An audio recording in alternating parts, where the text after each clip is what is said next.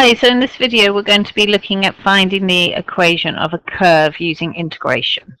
Okay, so if you remember, when we integrate dy by dx equals x to the power of n, we get that y equals x to the power of m plus 1, we add 1 to the power, over n plus 1, we divide by the adjusted power, plus c, because we must remember to add the constant of integration. So we need to use that when we do these sorts of questions. Okay, so if we're given the gradient of a curve, that means we're given dy by dx. We can integrate then to find the equation of the curve. Okay, so let's start by this. We've got dy by dx equals 2x minus 3, and we want to find y. So we integrate term by term, so this becomes y equals, and this is x to the power of 1, so we add 1 to the power, so that's x squared, divide by the new power, so divide by 2, so this becomes 2 over 2 x squared, minus 3, minus 3 goes to minus 3x, because when we have a constant times x and we differentiate, we just get the constant, so if we got a constant, we then, when we integrate, get the constant times x. Plus c, the constant of integration. So this comes out as x squared minus 3x plus c.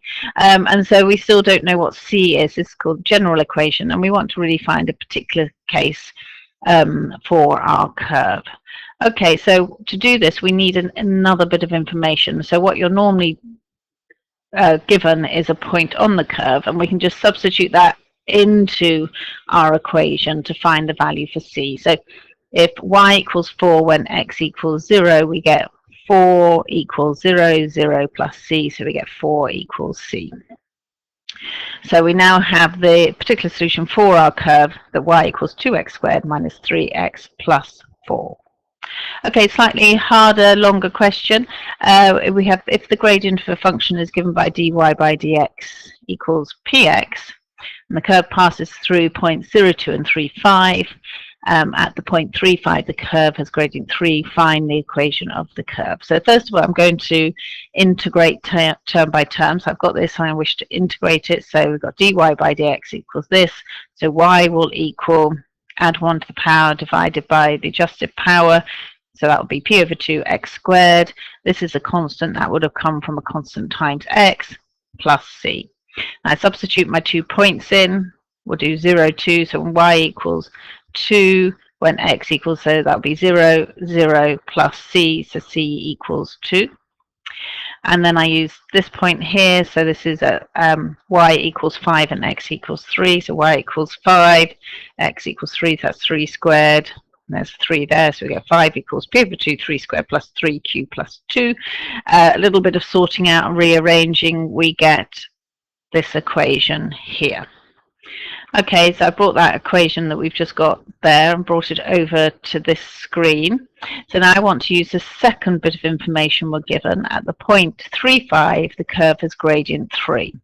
So what I want to do is set dy by dx equal to 3 when x is 3 and y is 5. So I went back here and I've got the formula we were given for the gradient. So we've got dy by dx, which is 3, equals p times x. X is 3, so it's 3p plus q.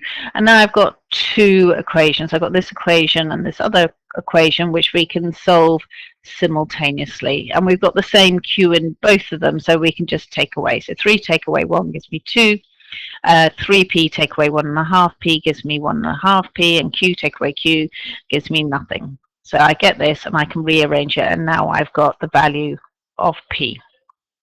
Okay, so I can just substitute my p equals 4/3 back into one of my equations. I'm going to put it back in this one.